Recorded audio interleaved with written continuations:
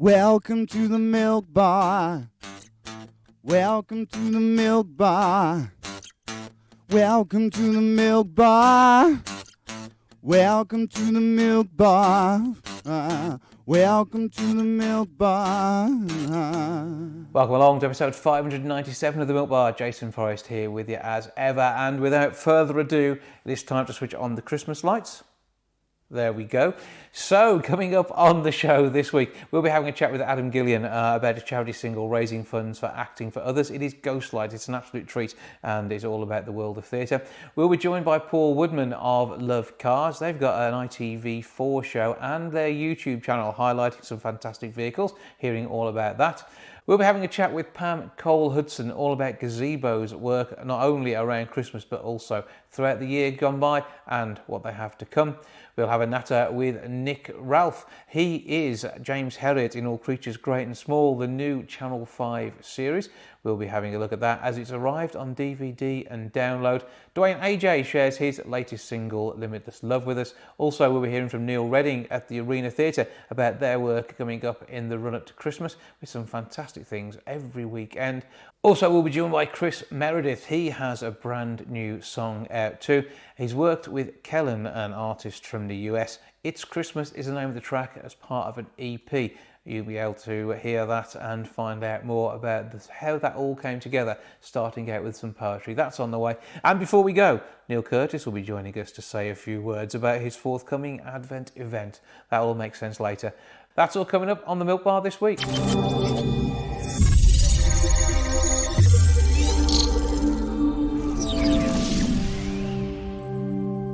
Gazebo Theatre, used to putting smiles on people's faces, but separated from their audience in a way that it never have been before, has something cooked up for Christmas that's going to be a treat. To tell us more, I'm joined now by Pamela Cole-Hudson. Hello! Hi there! How are we doing? I'm very well, thank you. Good stuff. And looking forward to festivities, and you are going to make Christmas for people with this project that you have ongoing, aren't you? We really are, yes. As you said, we always try and put a smile on people's faces and do everything we can to support our community. It has been challenging this year, but we have a brilliant project called Gazebo Mindful Support, and where we're going to be providing lots of support for people.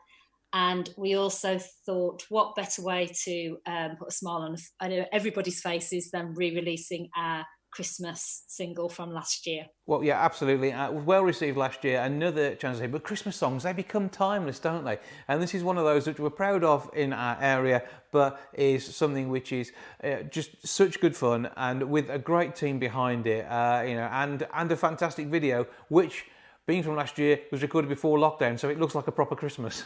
It does, and we thought, it brought a tear to my eye, I have to say, watching it again and thinking about how it was last year as opposed to this year. But hopefully it's a reminder to everybody that, we will return to that and the joy of being able to be in a space with the people that we love. But in the meantime, we can still spread joy in a remote and virtual way. Absolutely. But remind people about Gazebo and some of the work that you've done in the past. And it's been all sorts of different waves of gazebo-ness that have sort of taken over the world at different times. Yeah, absolutely. So Gazebo is 41 now. We're heading towards our 42nd birthday. Mm-hmm. It's gone so fast. And Gazebo is a theatre and education company at its core. So touring schools and colleges with shows exploring different subjects, helping with education, and also different issues as well. So we continue to do that work. But also we do a whole raft of other work, supporting people into employment, supporting people that have got barriers in their lives, by providing mentoring, counselling. And through this time particularly, we have delivered a raft of new supports, providing remote telephone and video call support for children and young people in partnership with Barnardo's, because we know that so many people have been affected significantly. And we, as an organisation, we needed to do something to support them. Yeah, because you're more than just bringing things to the stage. You're blooming awesome at that. But also, the bit that goes alongside it is the fact that you're helping to build people's confidence, give them a skill set. And as much as we've heard the arts done down on at times over the last 6 to 8 months now, really, the arts is what makes this nation thrive. And it's whether you've got to stand up in front of people to do a presentation in a boring office job, and then take some skills that you learnt because you know how to tread the boards as a pantomime dame. Actually, those things, they're all just part of life and making people the broadest they can be. Yeah, absolutely. And that's the key to what we do. We use creativity to build people's confidence and skills. And now more than ever, we're seeing that people really need the resilience to get through this, and to be able to support each other. And certainly the confidence that's built through participation in the arts around getting jobs, around being able to pursue our dream careers, it's so significant. What we're really trying to do, along with lots of arts organisations across the country, is demonstrate how important it is to people's emotional and mental well-being as well. Absolutely. Through lockdown, we were very fortunate to receive funding through the Arts Council and the National Lottery Community Fund and the government funding. So we were able to continue to employ, I think it was around 26 freelance creative practitioners through lockdown, because they've been so hard hit. So much of their work was cancelled. We did a whole raft of videos, etc., with our freelance creative practitioners, which was brilliant. And we'll continue to do that. Into next year, we're starting a training programme through the Kickstart scheme. We'll be providing jobs for young creatives as well. So we're really trying to make sure everyone sees the value and the importance of the arts. Well, we will be hearing and chatting with the stars of the Christmas single next week. Meanwhile, I say this week has been the serious but yet still fun side of Gazebo, so we can get a hint of what's going on. So you're the good bit that sets the scene for the madness that will follow. But the single itself, raising funds for a fantastic cause. Well, yeah, what we've decided to do, because our fellow dancing bin men are selling a single to raise money for charity, and we want people to buy that single so they raise that money. People don't have to pay for our video, so watch our video on YouTube and then buy the Dancing Bin Men song. That's what we'd like you to do. Get them to #1.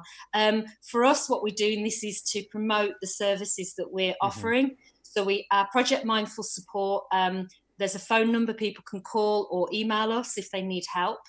And we're providing information, advice and guidance, signposting, mentoring, counselling. And we're also helping people to get online as well, so people that might be struggling with digital media. And our fellow stars will be providing wellbeing packs. So 100 wellbeing packs will be delivered by our Panto stars in the run-up to Christmas as well. So people will be seeing our Panto dame and princess around the streets of Wolverhampton delivering wellbeing packs. Social distance with face masks on, I'm sure, which is the way everything is these days. But I think you can take a face mask to the next level. If you're a Panto dame or a princess, you're expecting bling either way, aren't you? Yeah, absolutely. That'll be good. This is it. We can have a lot of fun with the face masks. Absolutely. So where do we go to get the video and see, enjoy and make the most of what's going to be a brilliant Christmas, because you're going to make it that way? Brilliant. Yeah, absolutely. If you visit our YouTube channel, Gazebo Theatre, you can also follow us on Twitter, again, Gazebo Theatre, on Facebook, on Instagram, and our video will be doing the rounds on there as well.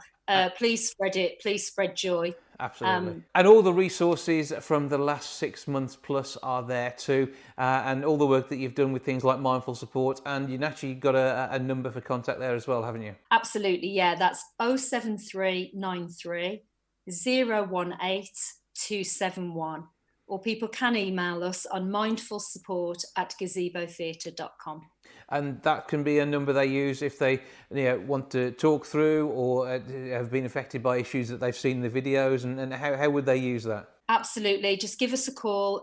We've got a really friendly, lovely team, and they will actually give you support and pass you through to a mentor that will work with you directly as well, or give you advice around the other brilliant organisations across Wolverhampton that are there to support you as well. Well, you are absolutely one of those brilliant organisations up there doing some brilliant, fantastic work, fantastic theatre.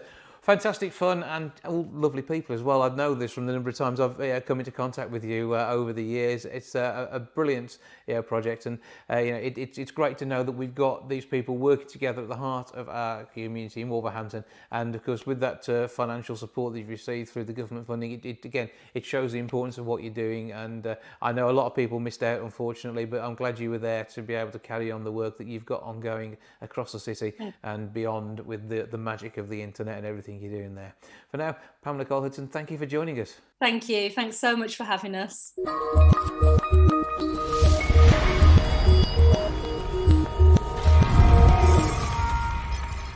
Ghostlight is a single which is going to be raising funds for charity this year. To tell us more, I'm joined now by one of the brains behind the project. That is Adam Gillian. Hello, sir. Hello. How are we doing? Very well. How are you? I'm very well too, thank you. Right, so explain a bit more about your collective and what's going on. I was on tour. I'll talk about the genesis of it. So I was on tour with a show called Beautiful, which is a musical about the Carole King story, and that was going on tour around the UK from January this year, and then obviously the lockdown happened in March, which cancelled the rest of the tour. So I was back home in Northern Ireland, and I just kind of saw a lot of my friends sort of, increasingly worried about the industry, and I saw a lot of other people starting to do sort of lockdown videos and things like that. And I'm a songwriter as well as an actor, so I had nothing but time on my hands because we were stuck in the house. Mm-hmm. So yeah, I got back into my writing and started writing a song that ended up being Ghostlight. And then I chatted to a pal of mine, Cameron Sharp, who is, I think, from your area. And he helped me kind of sort of push it towards being a charity single, really. He kind of said, yeah, I kind of had the sort of lockdown thought of like, do you think this could be a charity single? And he was like, yeah, absolutely, let's do it. So he was very much like, he saw the ball, the proverbial ball, picked it up and ran with it, and I kind of had to chase after him with it. And here we are now, and Cameron being our link to the city of Wolverhampton, but the show Beautiful has toured to the Grand in the past, and so it all kind of fits together into this big mesh where the arts, we know now that we don't know an awful lot. I think we now know we know less than we thought we were going to know at this point. And even some of the things that are planned for Panto this year are potentially hanging in the balance depending on which tier areas end up in.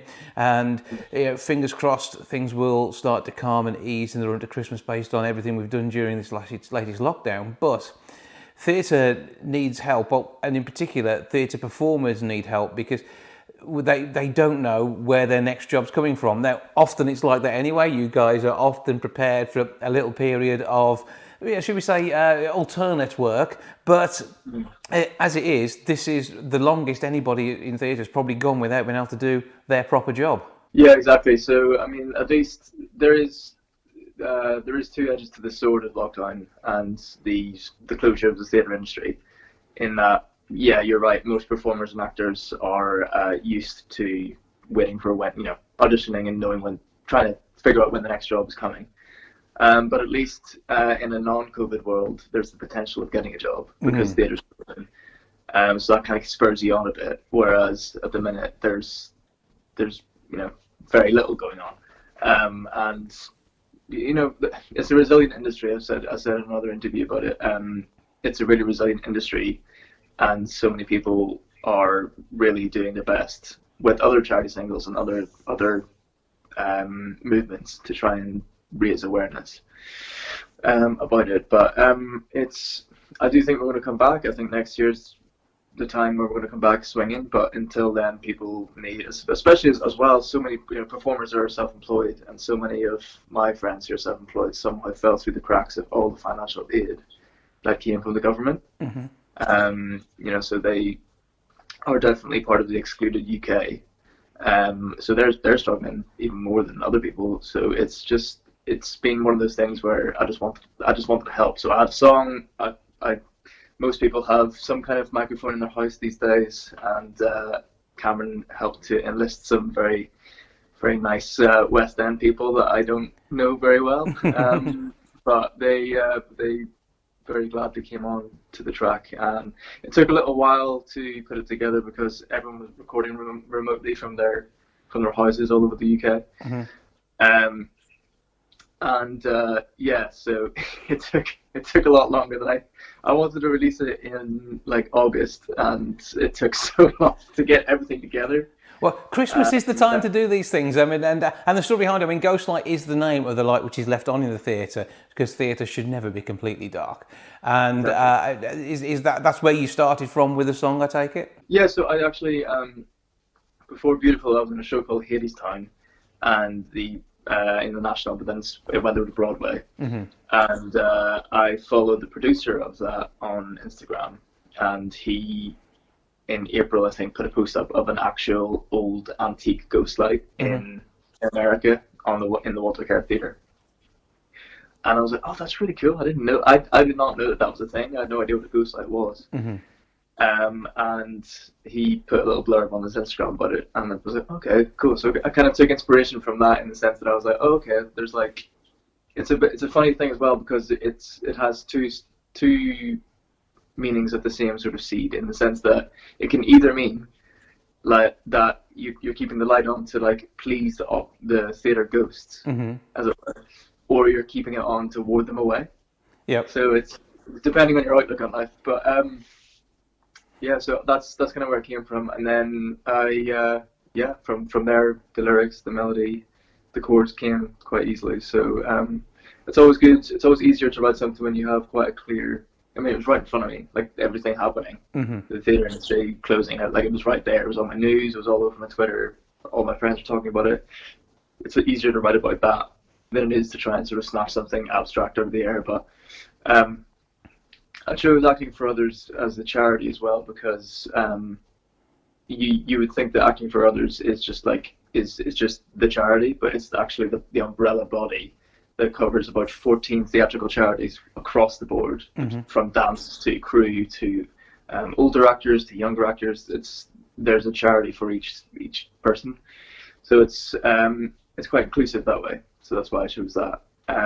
But yeah, so it's been amazing to get everyone involved. My brother, this wouldn't happen if my brother wasn't such a good producer. But he left music uni, and a year later he's just an absolute machine when it comes to music production. And I sent him. Some people sent me some very interesting vocal takes, not in the sense of their vocal, but of their recording environment.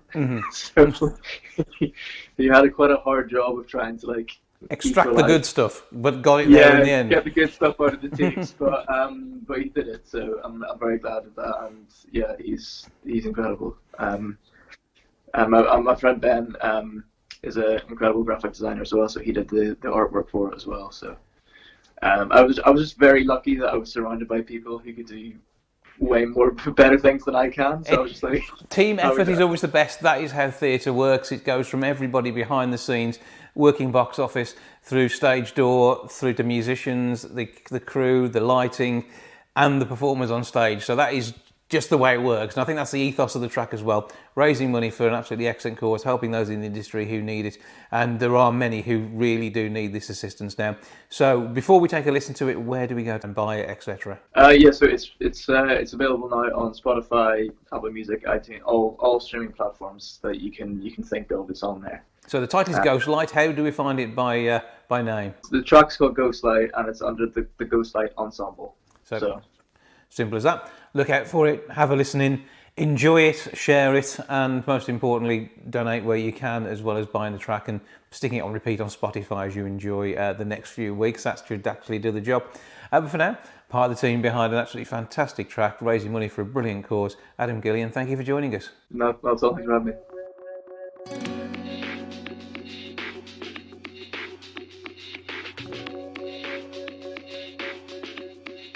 I can't see a thing. Night is creeping in. No more tales of war or songs of soldiering. Waiting for the dawn, for hope to carry on. wander too far out towards the edge, and I feel like breaking down. Wooden floors cry out in pain. Words are locked into the page. Spectres calling out our name, 'cause the ghost light's on again.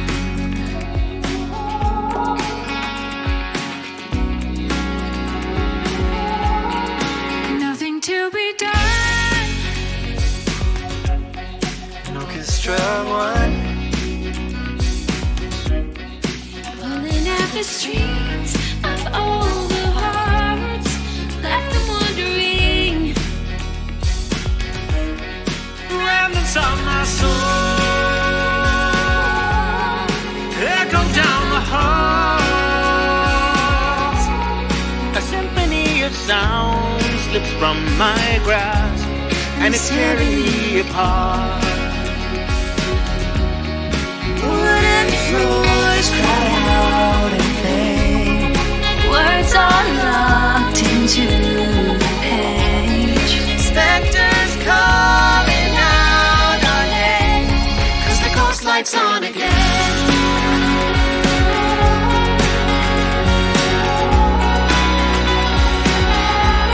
'Cause the ghost light's on again.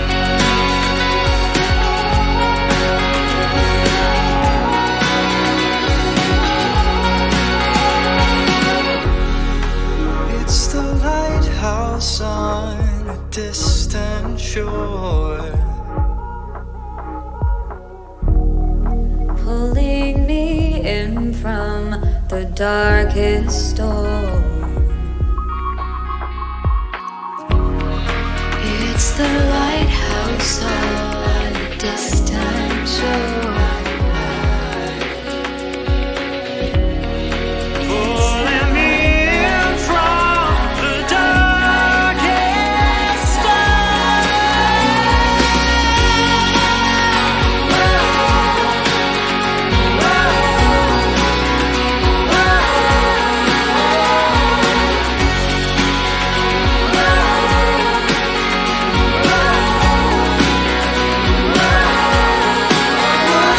Floors cry out in pain.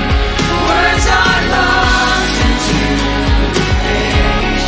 Spectres calling out our name, 'cause the ghost light's on again.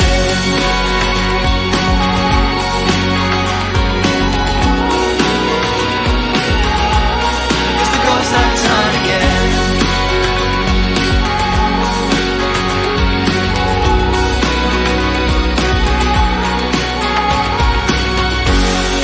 Take me home, take me home, take me home.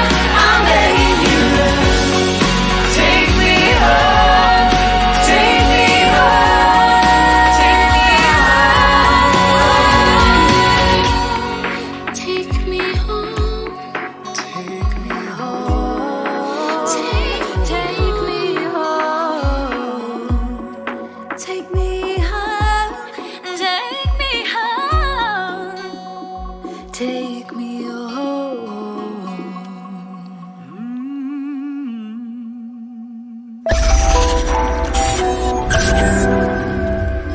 We heard a little while ago how the Arena are becoming an online theatre, as well as the fun stuff they would normally do in real life. They've got a couple of productions under their belt, and Tier 3 won't stop them producing more. To tell us more, I'm joined now by Neil Redding. Hello. Hi Jason, how are you? Oh, I'm good, thank you, and I hope we find you well. Yeah, good. Yeah. Busy but good, and that's being busy's good as well. Yeah, I mean, busy is the thing you've been striving for most of the year. You've created that through the funding that you've had in. You've got some fab new gear to play with down there, and I know you like your electronic toys. So that's been a good start. And what is going on? What's happening at the minute? Yeah, so we're starting to play with being online, which we think might be the case maybe up until about Easter time. And so we have got a few shows coming up. We're trialing things, we're testing things, different models, different ways of working, and trying to bring some stuff out for the festive season. So nice and busy over the next few weeks. In fact, for the next 3 weekends we've got things on offer, which is really fantastic, and things to keep people occupied over the Christmas break as well. Yeah, absolutely brilliant. So there have been some announcements. So let's get things going. So first weekend in December. So that's first, second, third, 5th and 6th. 5th of December. Yeah, 5th of December. We're welcoming back Taking Flight Theatre, who we've done quite a bit of work with over the last couple of years. They've got a show called Three Little Drops, which is for young people, so sort of 3 to 7 year olds, but of course their families. And that's been hosted on Zoom by Taking Flight.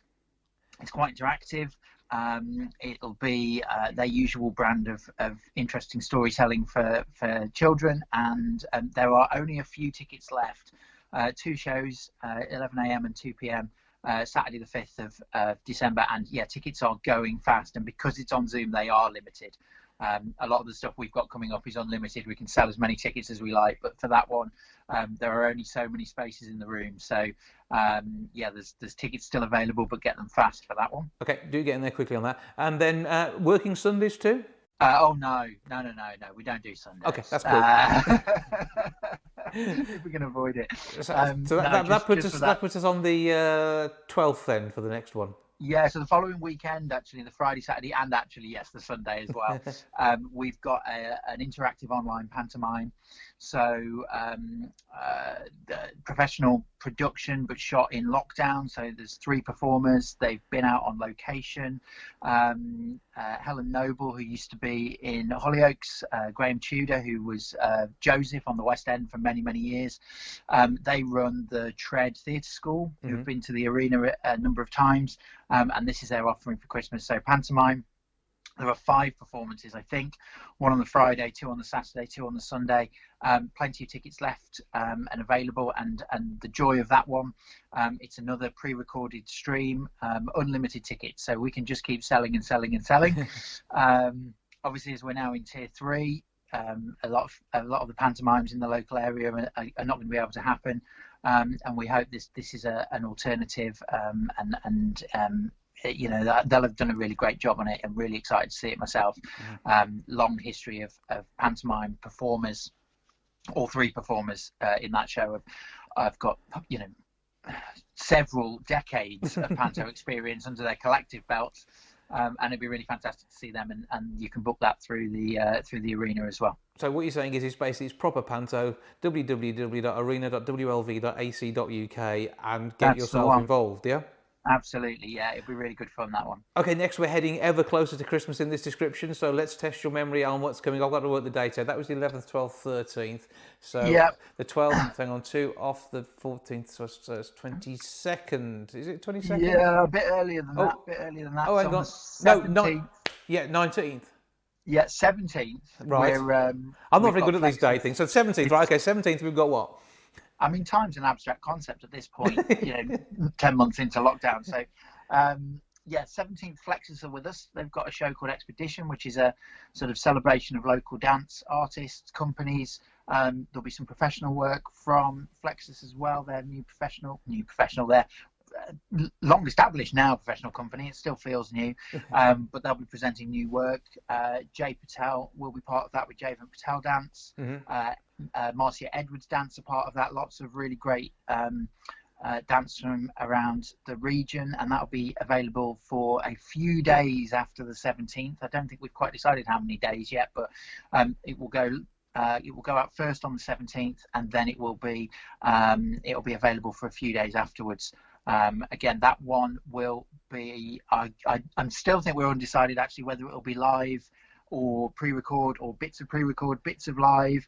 We haven't quite worked out the kit and what we're doing for that one, but it'll be exciting whatever it is, for both the people on stage and those of us backstage who are trying to work out how we're delivering all of this stuff. But this is what I like about it. I mean, this is live theatre streamed, and you know, we've seen things like National Theatre Live over the years, and we've never had it really in such a way as we can interact in a venue that we know. I mean, I've been to the arena probably hundreds of times now, to some amazing shows, seen some great stuff, some weird stuff, some amazingly funny stuff, and some stuff which makes you think, that was different. And this is the joy of having a theatre like the Arena, and this is what you're now bringing to people on screens in the home. And the best bit is, these are all professional performers. It's not like, I mean, I'm not doing down anybody who's been having a bit of a giggle on YouTube, because we've needed that. But this is next level, and this is seeing people in the arts paid for the jobs that they have. They are proper jobs. Yeah, absolutely. And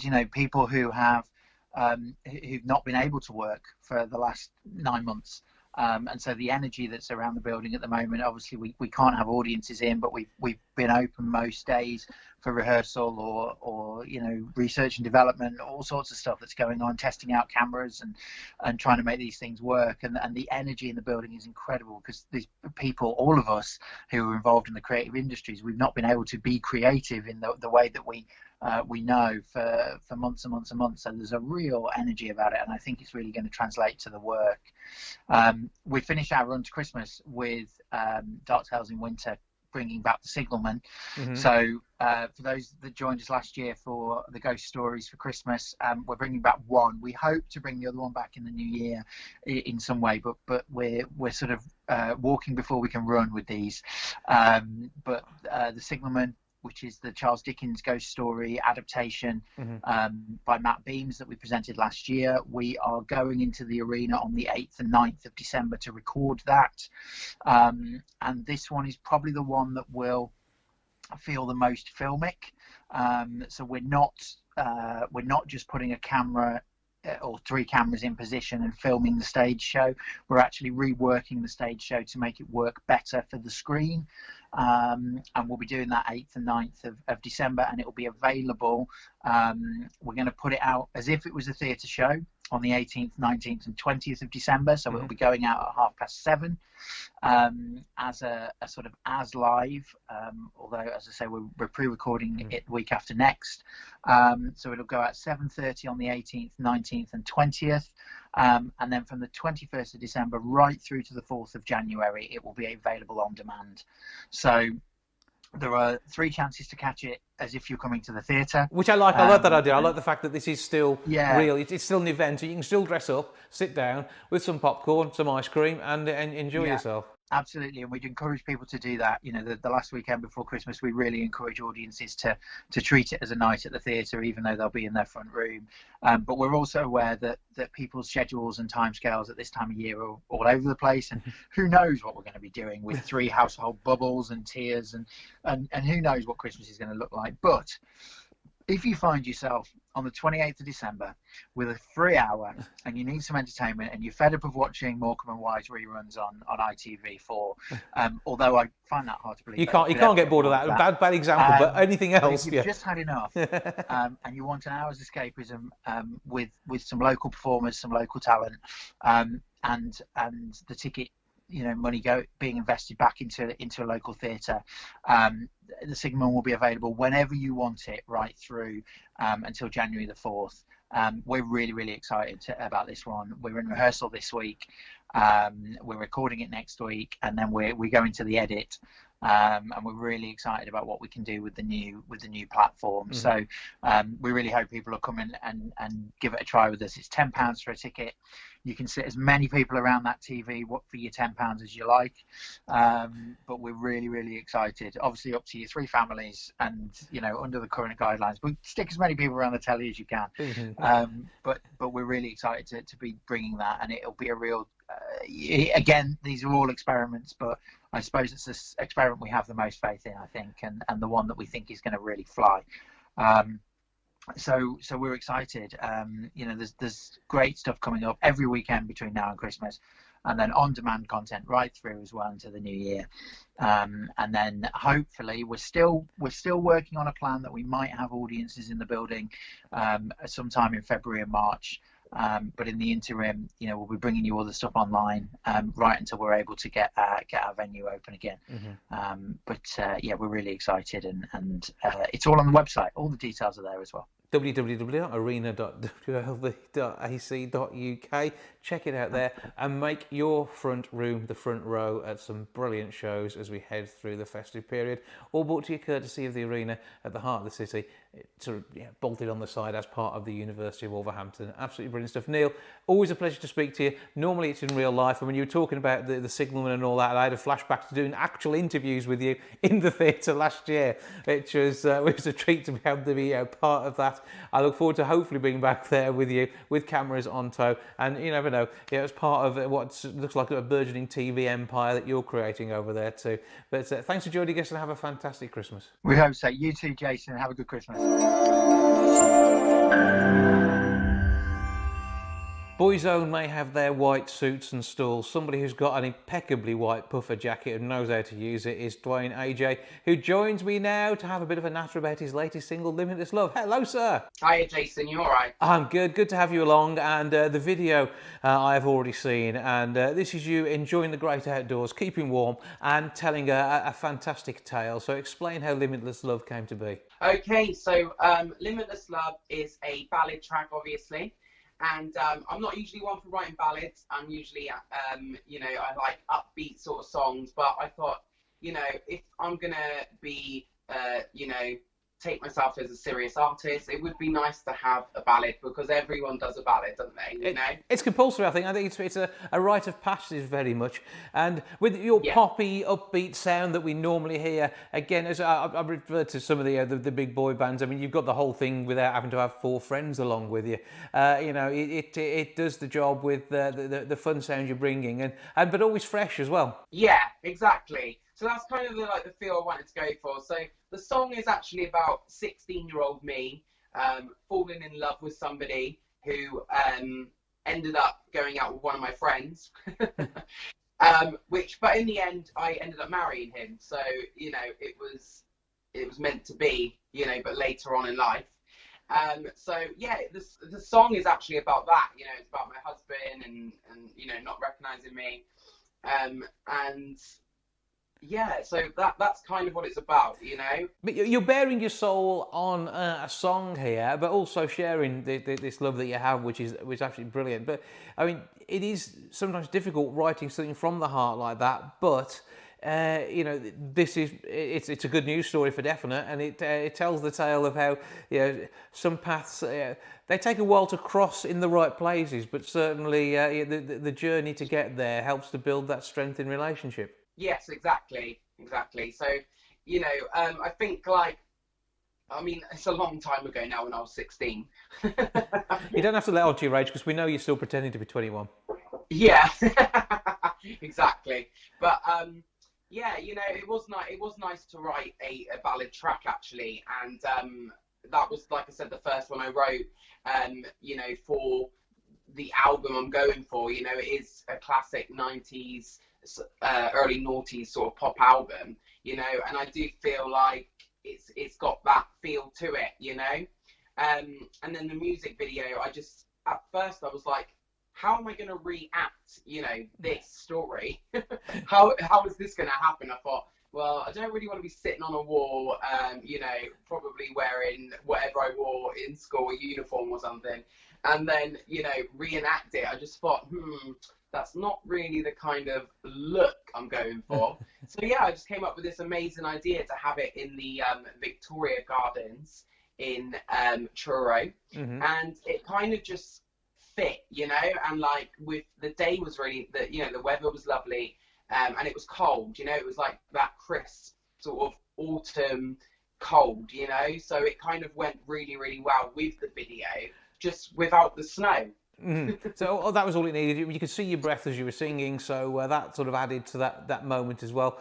And the song itself, lends itself to a nice bit of Sunday morning listening, or pop it up on the wireless any time of day. You're going to absolutely love it. We'll take a listen to it in a bit and get a feel for the whole ambience of the piece.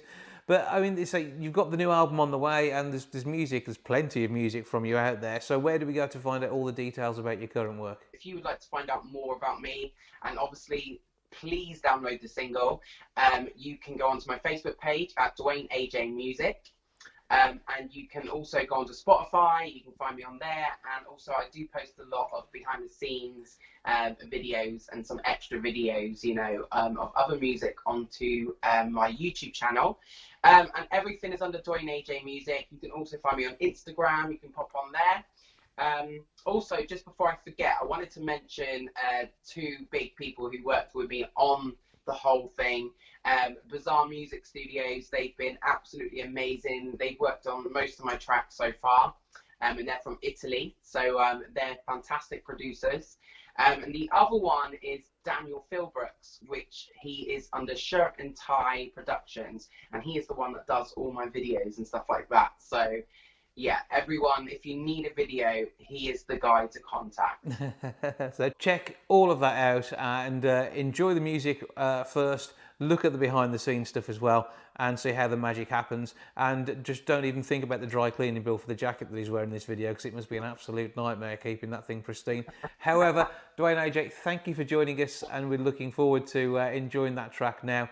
And good luck with what comes in 2021. Thank you very much. Also, I just want to mention quickly, if you would like a physical copy, guys, you can get one of those. I've only got 20 available, so they need to grab them quick, okay? Limitless love, but limited edition when it comes to the CDs. Dwayne, thank you for joining us, as I say, and we're now going to enjoy the song. You're welcome. Thank you very much for having me.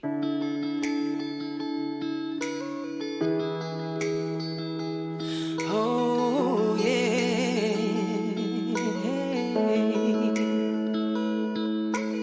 You didn't notice me at all then. Took a like to my best friend. He was so lean, inviting and preened. He was only 16. You would pick him up from school, made me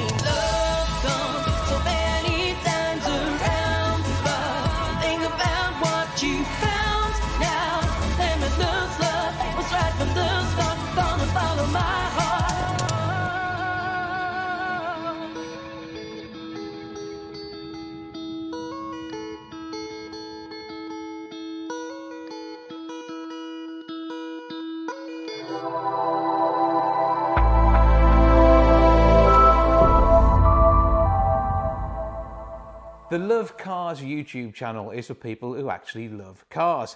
And now they're partway through a series screening on ITV4 as they are out on the road. To tell us more, I'm joined now by Paul Woodman. Hello, sir. Well, good. How are you, Jason? I'm very well, and I trust we find you enjoying seeing yourself on ITV4. Well, I don't think anyone enjoys seeing themselves on the screen. I certainly don't.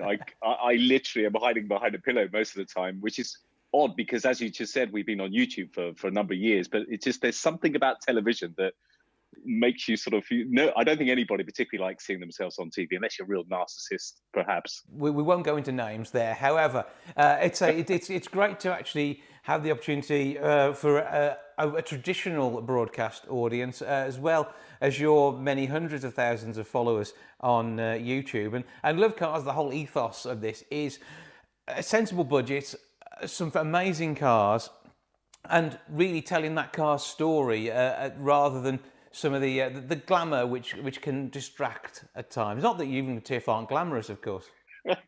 We got a little bit of glamour in the show. There's certainly a little bit of glamour in the show as well. But we want the cars to be glamorous, as you quite rightly said. Mm-hmm. The cars are the stars, without trying to sound too cliche or too punny. But it's all about the cars. We don't want it to be about us. The fact that we're the conduit that brings these fantastic and unusual cars into people's living rooms, then that's good news. But we want the cars to really be telling the story, not be about us, to be about the cars. So where do you start when you're looking at which vehicles to feature?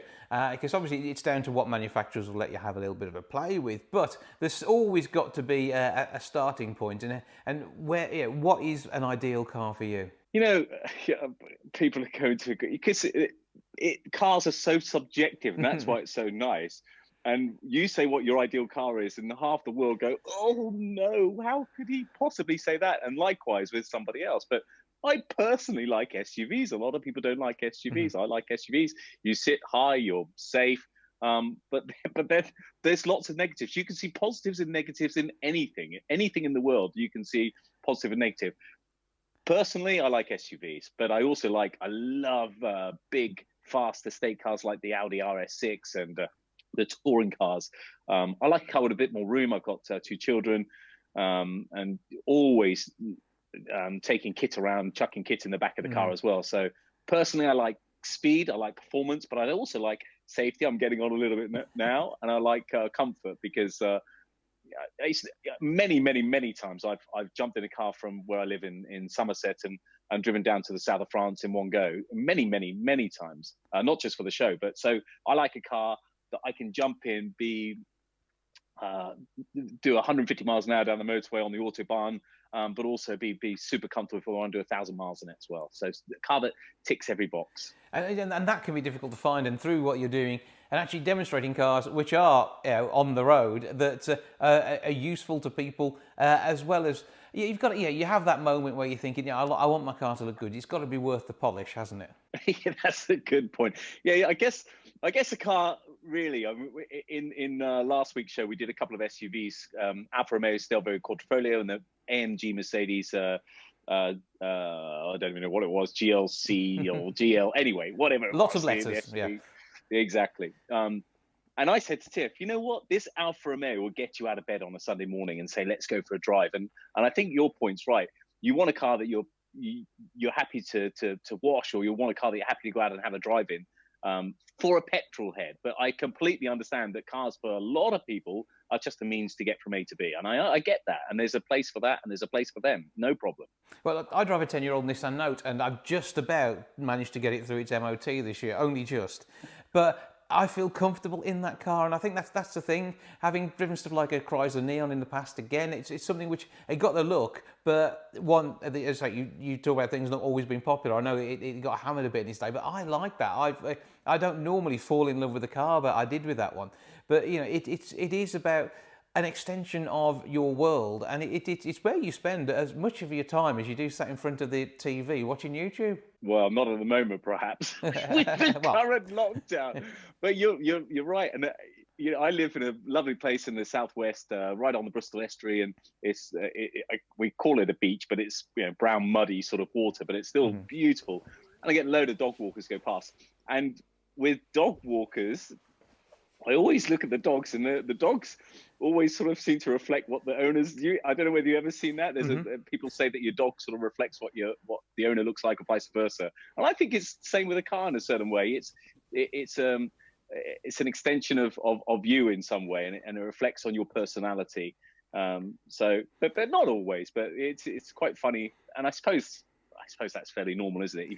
If you really want to save the earth, you're almost certainly going to buy a small electric car if you need to commute, and if you want to you want to be a boy racer, then you might buy something a bit different, a little hot hatch or something. But I mean, things are going to develop in this way as well, though. I mean, we're already starting to see electric SUVs out there. I've had a couple of quotes for them when I was worried about my car, and so it could well be that your personality, twin airbags and four-wheel drive could easily turn into an electric motor behind all of that. Well, if you follow what the UK government is saying, then we've all got to do it within the next sort of 9 or 10 years, which is just frightening considering how far behind we seem to be with infrastructure. In the southwest, we're doing a shoot in a few days' time with some small electric cars, and they've got small ranges because that's what they are. They're city cars, they're urban cars, and that's what they are.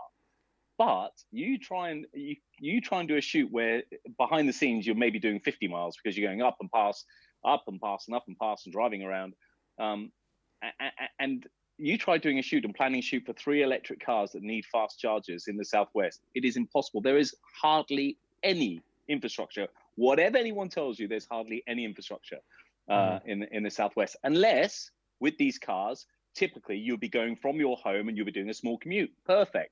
But to have that flexibility, like I just said to you, I've often jumped in a car and driven down to south of France. You can't do that electric car. You need to plan it. You need to stop. You need to plan. It's coming, and we've all got to embrace it. And we want to embrace it. We're just trying to also understand that there are 2 sides to every single story, because it's not quite ready yet. And it just frustrates me so much that the government come out and say, yes, in 10 years everything's going to be electric, and you won't be able to buy internal combustion engine cars. And here's a few million quid, here's a few $1 billion pounds towards it. And then, which is something that's going to affect everyone on this planet, everyone in this country is going to be affected by that. Yet HS2, and I'm not getting into politics because politics are not my thing, but HS2, what is all that about? That's only going to affect such a small minority of the UK. It's 100 billion budget, or well over budget anyway. But something that's going to affect everybody has a few billion. HS2 that affects such a small minority, and I don't, for 25 minutes of time, it's got 100 billion. I don't get it. Put the money into electric.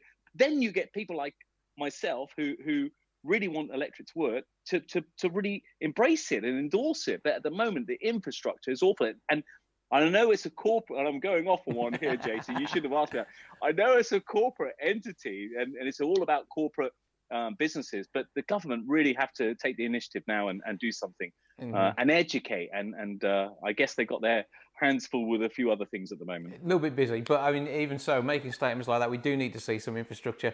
I've seriously looked at an electric car, and they were coming back with the Golf, which I think's now been discontinued, but it got a range of 140 odd miles, and I'm thinking, well, I certainly can't get to the coast and back in that, so it's not worth it. And you're looking, yes, some of the SUVs you can do to 250 to 300, and if you want a serious, you're talking Teslas, and I don't have 80 grand to spend on the sort of range that I want at the moment. But all that said, you'll be exploring a load of cars for the remainder of the series on ITV4, and you can see more of it on, of course, their catch-up services with the Hub. And there's a YouTube channel as well for Love Cars. So, what's the difference between the TV series and the YouTube channel? About a year. Because YouTube's amazing. You can on YouTube, and it's on anything online now. You can film something, and you can there's some guys that will have it up live that evening. Yeah.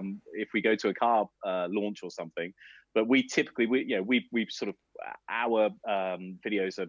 We sort of polish them quite nicely, and they look like TV quality, although there's so much difference behind the scenes. So, and TV just takes so much longer with everything. Just not with the politics. The politics is horrifically long, but just with how long things take, and it needs to go to a proper finishing house. Just silly things that I didn't know, had no idea that. For example, you can put anything you want on YouTube, but for television, it needs to have an epilepsy test, for example. Which so if you're driving through some trees and there's some lights coming through the trees and they're flickering, for YouTube that's no problem. But on TV, you need to have a certificate to say that it's passed and that it's not going to affect that. So there's all these small things like that and the equipment is probably the biggest thing as well. So equipment for TV. I mean, we did it, as you quite rightly said at the beginning, on a very modest budget. We probably our budget for the whole 6 one-hour episodes of our TV show is probably the same as about 10 minutes of the current Top Gear, which is, put that in perspective, and watch them both, and then see if that. It's about the law of diminishing returns, I think, and see what you think. But the equipment that you need is you can film a YouTube with a really good quality DSLR camera, but TV you need sort of bigger cameras and gimbals and all sorts of things like that. The world of the gimbal in your full-on TV experience. But you can enjoy it. It is on ITV4. Give us the time and days, please. So Thursdays 8 p.m. Tiff likes that spot. So Thursdays 8 p.m. on ITV4. Tiff Nadell, my colleague, who was on Top Gear for 15 years, then he was on Fifth Gear for 15 years. But the original Top Gear, which a lot of people, we had no idea. A lot of people saying we like the original Top Gear, just about cars, just about entertainment, just focusing on the cars. And with a bit of a modern twist. So Tiff likes this time slot, Thursdays 8 p.m. Because that's when the original Top Gear came out, when he was on it as well. So it seems to be quite a good spot and slot, and we're just so happy to be getting the feedback that we've been getting on the show as well, because I think people realise that we're a bunch of petrol heads, we're just a few mates going out there and bringing some beautiful and unusual cars into your living room. Yeah, but real. This is real. I think that's the thing as well. It's not, none of it's false, fake, or made up to try and get some headlines. It is all about the car taking the headline here, and that will continue with hopefully another series once everything's calmed down just a little bit, and also your ongoing work on YouTube. And where do we find you on YouTube? Oh, really easy. Everything's Love Cars. So all our social media, Twitter, Instagram, Facebook, everything is Love Cars. YouTube is Love Cars as well. So if you put in Love Cars, we and again, we punch well above our weight there as well. We've only got a couple of 100,000 followers, but we spent most of the time when we were building the TV show off YouTube for obvious reasons. Our resource was on television. So we're back on YouTube with a vengeance now. So every Sunday we do a feature. Every Wednesday we do a little bit of a fun drag race. But we've got some big plans for next year as well. And like you said, Series 2, we're already in discussions about Series 2. So that's quite exciting. There's some really, it's amazing. It's amazing with television. You can go and do a video on YouTube and reach 2 million people in a month.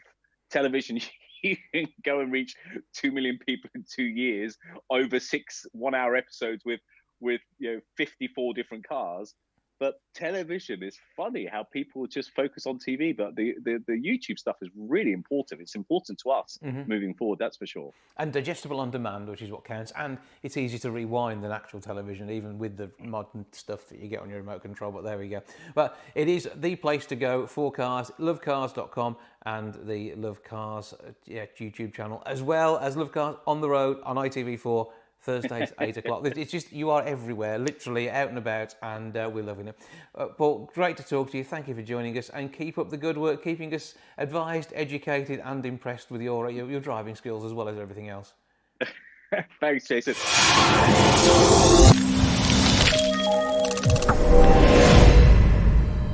This Christmas actually looks at how things are this Christmas with the words by Chris Meredith, and some amazing work bringing this together. Chris joins me now to tell me about the track which is currently available. Hello. Good morning.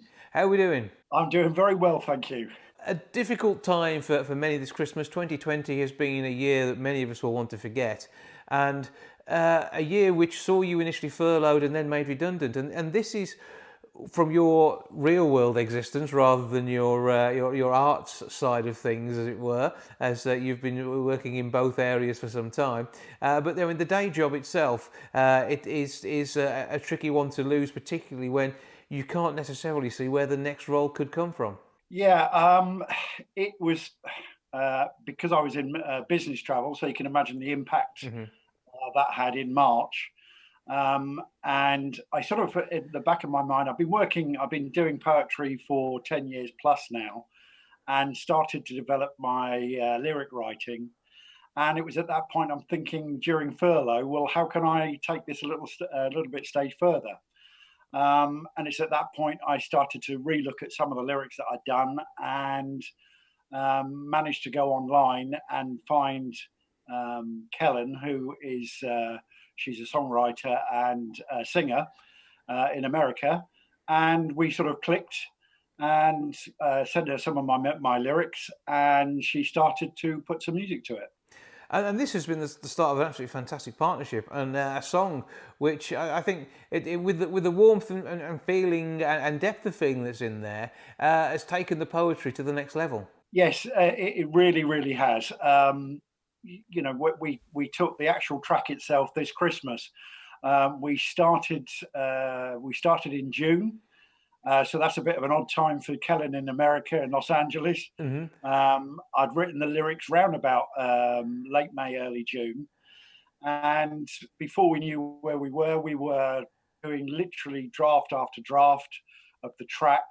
And it just sort of developed from there. And it was a really, really good process to go through. When it came to this, obviously poetry has been your thing. Has there been anything converted into a song and picked up in this way before, or was this a first? No. So about 5-6 years ago, I had a track called "Soon It Will Be Morning," and I went up to the Andy Whitmore Studios in London. And I had a friend who was a singer with me, and we put the track together. But it's one of those things, because I had a full-time job, I really sort of just didn't really take it as seriously as perhaps I could have done at the time. But I've got several tracks now that are sort of lined up after this Christmas as well, and that's including ones with Kellen and other artists as well that I'll probably be working with. Mm-hmm. And in most great musical partnerships, there is a songwriter who writes the words and a musician who writes the music. And this is just a natural progression for you from your poetry, I'm going to guess. Yes, it is. Unfortunately, I used to sing in a choir when I was about 10 years old, but that's about the extent of my musical ability.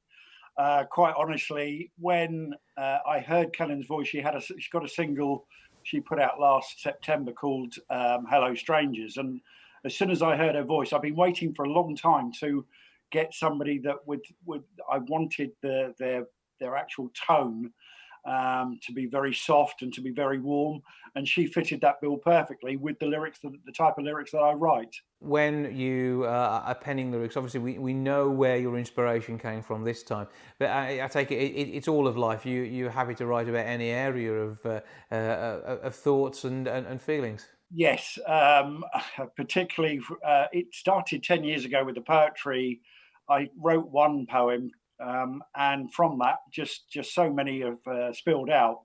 It's currently standing at about 1,200 poems, and you can pick out so many, and it is all about life. It's about love and inspiration and hope, and it can touch upon depression, which is obviously something people are much more aware of talking about nowadays.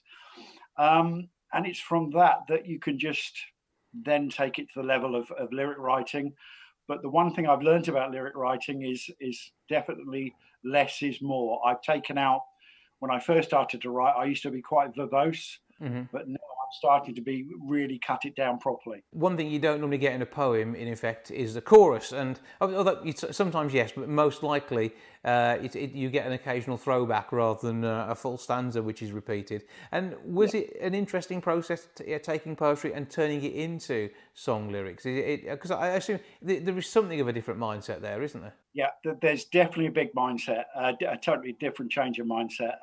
When I've looked at 3 or 4 poems that I thought were very strong and that could be come to lyrics, then I just relook at all the wording, and sometimes you have to sort of make it just fit the story a bit better, because whatever's in your brain, in your imagination, may not be that obvious to the reader sometimes. So, but with a lyric, you have to be very clear very quickly as to what your story is about. So you have to have a good rhythm to the lyrics in your song as well, because people, even though they may know every word and sing along, they don't necessarily think about what they're singing sometimes, and it's getting that hook and getting them into it at the same time as giving them something which is catchy and they can sing along too. Yeah, do you know what? There's a number of, because since I've been lyric writing seriously now, I've gone back and listened to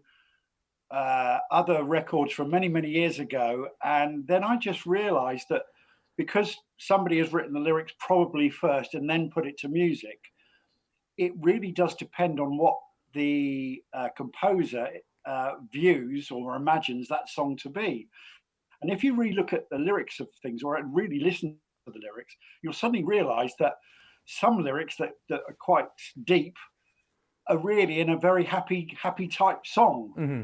You know, and the other way round, it's really quite peculiar. One that is certainly worth exploring, and something that I'm sure you're enjoying making your way through. So can we expect an album next year? Is that what will be happening here? Well, we've actually started, it's out at the moment with Kellen. She's put out an EP which has the 2 tracks, which is This Christmas, and the first track we worked together. It's called I Close My Eyes. Mm-hmm. That's a totally different type of song. It's much more of an autumny type song. So that's what we're starting with. But we have got other lyrics in the pipeline that we'll be looking to potentially work together for an album next year. So that's something to look forward to, and certainly though we can enjoy this EP now. So how do we find it? Is it mostly on Kellen's sites or on your own? You can go to Kellen's site, which is Kellen Huang, HUANG.com. It's released worldwide. It's on Spotify. It's on, I think it's on Alexa and everywhere else, iTunes. And also you could go to just type in Kellen Huang on YouTube, and there's lyric videos there as well. So you can see all of that and enjoy it. We're going to take a listen to the track now. And Chris, congratulations on the work so far. Fingers crossed this is going to be a whole new career, which will be hopefully both spiritually and financially rewarding for you. I hope so. Thanks very much indeed, Jason. Snow falls inside right. Each word I sing with love. We've been apart for too long. I can't wait to kiss you. Christmas night. Since we were told to stay home just before spring, I get my distance, I feel so alone. This Christmas we will meet once more. We will hug and kiss at your door. Snowflakes light on here. The magic of Christmas is in the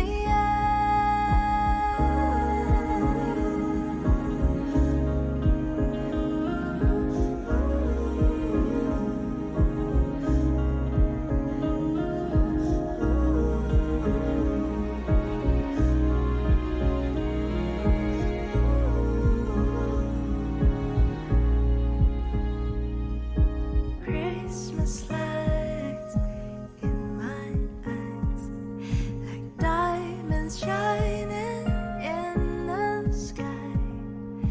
There is something on my mind. Can I talk to you by the end of tonight?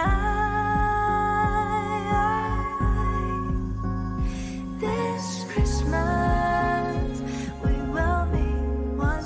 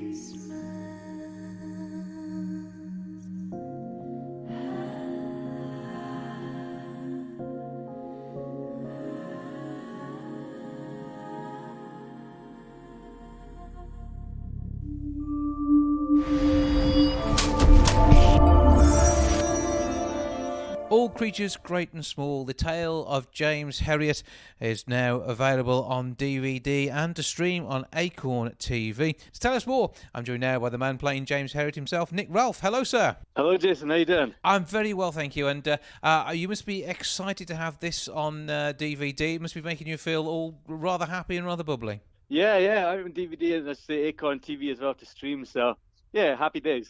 How did the series come to be in itself? Because I'm old enough to remember the original BBC series back in the day, and I would suggest that based on the quality of technology these days, the images there aren't going to stand up to what we like to see.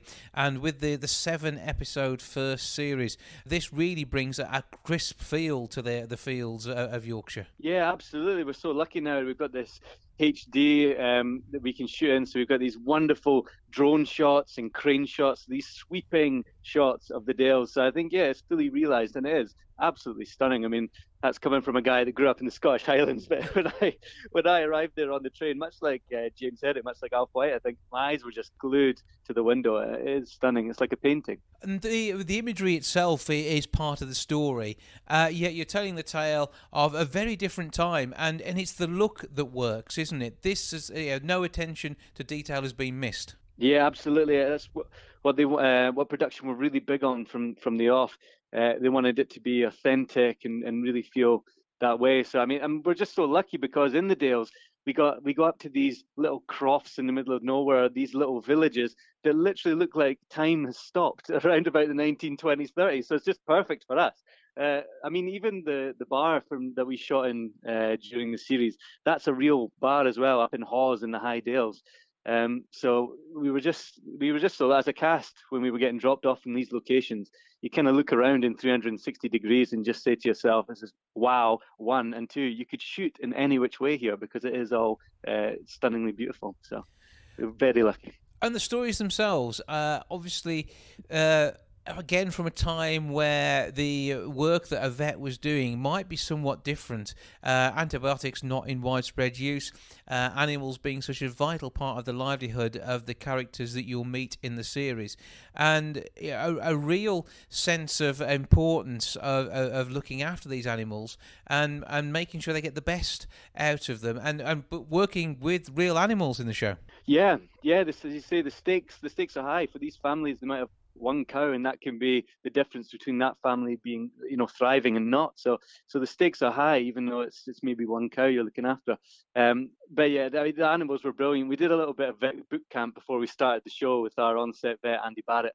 So we got up close and personal with sheep, horses, cows, kind of going through the procedures we'd be doing for the show and everything, getting kicked in the face by a horse and birthing a calf, just the run-of-the-mill things like that. It was fantastic, but they're trained impeccably well, so you did feel at ease. We actually joke that the only time we ever finished on time on set was when the animals were present, and ultimately they were more reliable than the human actors. But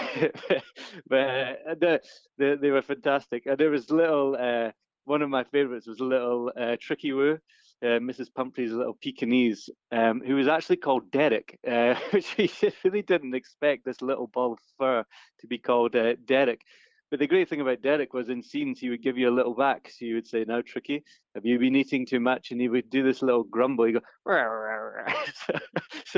so he'd give you something. But if anything, he would upstage you in the scenes. You really had to be on your toes when you were working with Derek.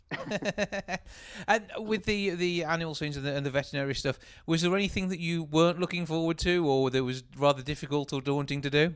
I think when it comes to horses, I have a huge amount of respect. They're big, powerful animals. So I don't really want to be too long at the back end of one of those. But in general, I did at the start. I said I just wanted to do as much as possible, within the guidelines, the rules, whatever. But I wanted to just throw me in. I want to do as much as possible. When it comes to that sort of stuff. Many births so far, because I haven't seen the whole series yet.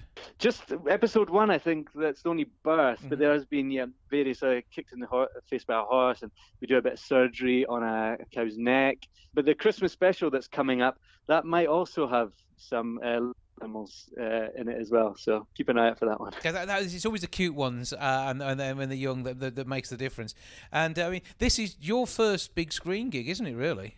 Yeah, it is. Yeah, I graduated 2017, so I'd done a couple of years.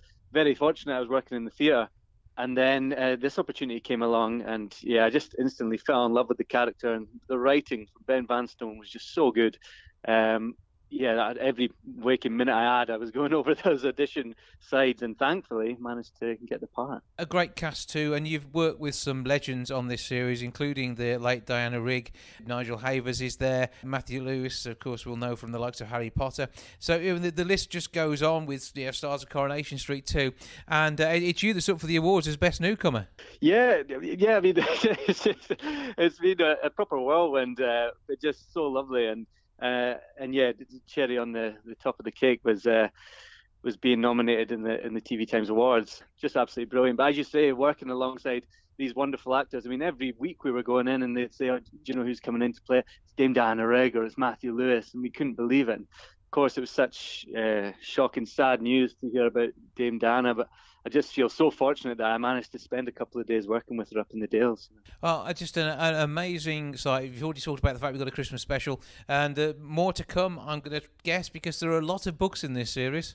Yeah, we are, everything crossed, and I know the cast would love to do some more. Channel 5, PBS, everyone's saying the right things. So yeah, everything crossed on that front. And hopefully we will be back in the Dales next year doing some more. Yeah, absolutely, and recreating the times of the 1940s, which were a turbulent time themselves for these people who were living these lives in already difficult circumstances. Yeah, absolutely, absolutely. So the stakes were really high, even though you might be looking after one cow, or, as I say, but the stakes are high, and I think what people love about the show as well, it's the simplicity, simpler times, and helping out your neighbour, and so yeah, especially in this current world, it's so complex and everything.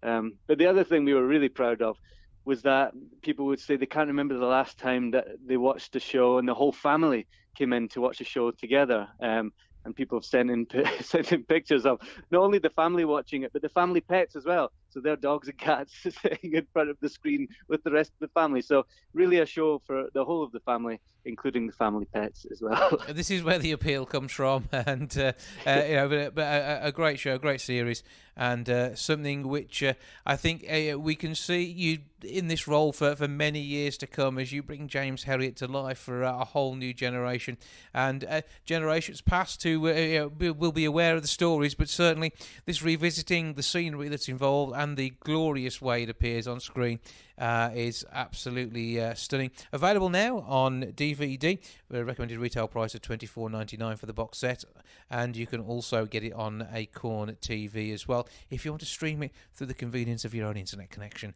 A treat for all, and I think there's going to be many more awards as we head through you telling these tales, something which is just an absolute feast for the eyes, isn't it?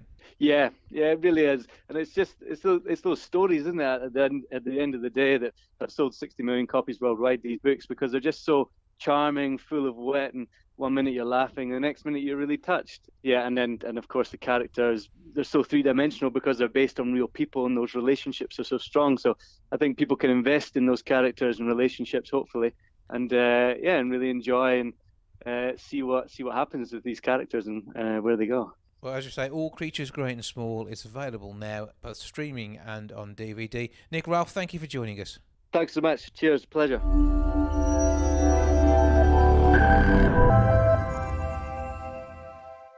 That is it for the Milk Bar this week. Back next week. But before we go, Neil Curtis has got some plans underway for Advent, and he joins me now for a quick chat. Hello. Hello, this is Neil. You've got something special for Advent. We can see one of your videos playing in your Replace Clothes with Paint series behind us now, which is Man of Faith. So tell us what you're up to for Advent. Yes, I just released Man of Faith, and it's a video for this time, the Advent. And I thought that I would like to do something even more Advent-like. And I remember that when I was a child, I liked to open the Advent calendar.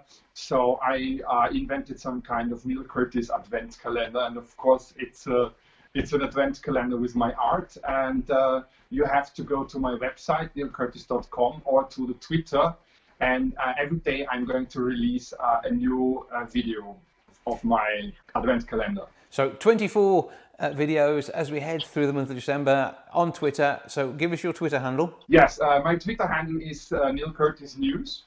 And the thing is that everyone who's going to retweet my Twitter tweets, I will sum up who has tweeted the most or retweeted most of my videos, advent calendar videos, and he will get a prize. If everybody ties at 24, there'll be a draw at the end of it, but your chance to maybe get something special from the Neil Curtis collection. Yes, and I actually have it here. It's a picture, and it's autographed. It's a high-quality print, autographed and signed. And yeah, the person who retweets the most of my videos, of my advent calendar videos, will get it. Okay, fantastic. A prize up for grabs. Neil Curtis News is where you're looking for that on Twitter. And treats in store every day of Advent from you and your Replace Clothes with Paint series of work. I'm fine with my Replace Clothes with Paint videos. Unfortunately, coronavirus, as you can imagine, has had a big impact on me. Because models have to come to my studio. I have to work with them very close. And also traveling is very restricted at the moment in Austria and everywhere else in the world. So it's very difficult. But the project is, of course, going on absolutely as it's planned. I'm releasing about one video each month. And the next video is actually going to be a very, very special, very cool video. And it will also have music in it. Okay, so that's something of a bit of a change of tack. You like to surprise us every once in a while. Meanwhile, as you say, Neil Curtis News on Twitter, you could be winning that print if you are the person who tweets and retweets the most, and then also comes out the draw if there is a tie. And you say all that work, neilcurtis.com, you can check out the rest there. For that, Neil, thank you for joining us. Thank you too. And that is everything for this week. I'll be back with you next week with episode 598. I'll see you then. Ta-ra for now. Goodbye from the milk bar. Goodbye from the milk bar. Goodbye from the milk bar. Goodbye from the milk bar. Yeah.